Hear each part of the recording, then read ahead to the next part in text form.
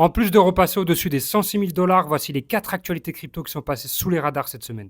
La Corée du Sud vient d'élire un président pro-Bitcoin. Il veut légaliser les ETF crypto, lancer un stablecoin national et faire du pays un leader mondial de la blockchain. Encore un pays de plus qui entre dans la course. On a Circle, l'entreprise derrière l'USDC qui vient d'entrer en bourse et c'est un carton. Ça montre l'énorme demande des marchés traditionnels pour la crypto, mais surtout maintenant que l'USDC est sous régulation US, toutes les manipulations liées à ce stablecoin deviennent un crime fédéral.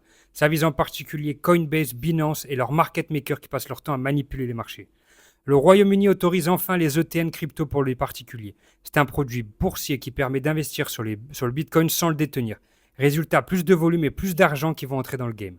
Une news est tombée cette semaine, 64% des bitcoins en circulation n'ont pas bougé depuis plus d'un an. Et les baleines ont racheté 79 000 bitcoins en quelques jours. L'offre se bloque, l'accumulation s'accélère et ça pose clairement les bases du prochain gros move. En parallèle, des entreprises continuent de stocker de la crypto. Vanadi annonce un futur achat de 1,1 milliard de bitcoin. Sharplink annonce monter à 1 milliard de dollars en Ethereum et MicroStrategy qui continue d'acheter. Même Airbnb y pense. Les trésoreries deviennent désormais des wallets. Alors, on est peut-être en rente sur les graphiques, mais dans les bilans comptables, c'est du jamais vu.